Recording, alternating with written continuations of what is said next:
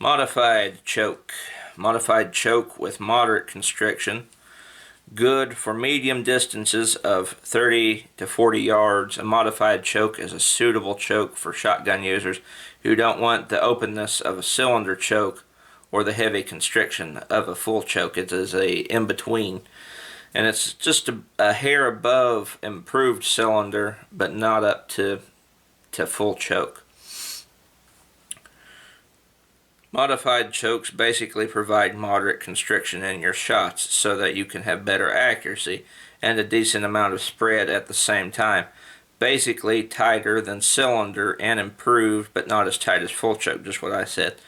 A moderate option. Modified choke has 0.02 inches of constriction as opposed to improved cylinders 1 inch of constriction. This is a medium choke. For a little bit further shooting, but not as far as full, but just a little bit more constriction than, say, cylinder and improved cylinder.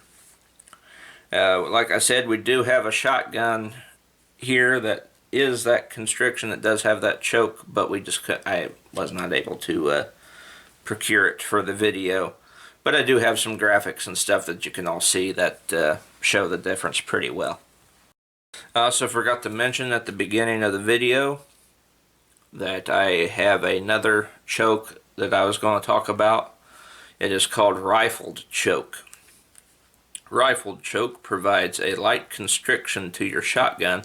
Since they have rifling inside of them, these chokes will spin the slugs and provide a shooter with better accuracy. You'll get more rotational stability if you're using sabot slugs or Foster type slugs in your shotgun. Just make sure you have a compatible barrel that can accept rifled choke tubes. There are rifled barrels that you can get. There are barrels for shotguns that you can get that have rifling all throughout, not just out there at the end. Like, say, if you had a threaded shotgun barrel and you can switch out your chokes between, like you could have universal chokes, switch them out. You could do that, or you could have a fully rifled shotgun barrel. I have seen those before. We also do not have any of those. It'd be cool, but we just don't have any of those on hand. But again, like I said, my graphics that I have popping up in the video will surely help you out. Alright, and there you have it. That was the end of part 2 of shotgun chokes for shotgun barrels. Shotgun barrel chokes. Part 2 was pretty straightforward. I didn't have the big history thing that I added in part 1.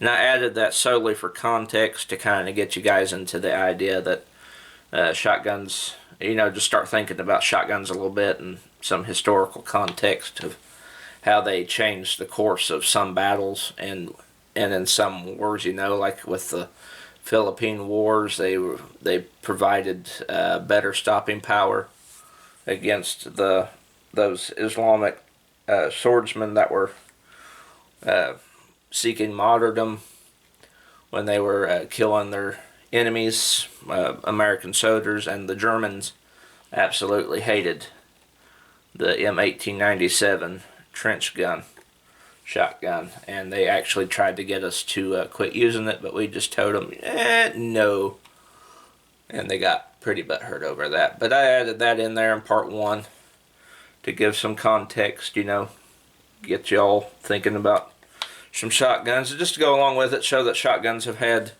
notoriety on the field of battle, kind of like a sniper in some cases. But yeah, part 2 came and went. Really wasn't that much to cover in part 2, just modified and improved cylinder chokes.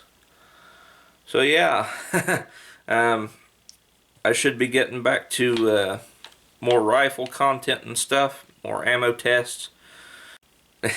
We'll see. Anyway, until next time, have a good Merry Christmas. And this has been Plisken by 51mm. I'll see you all in the next video.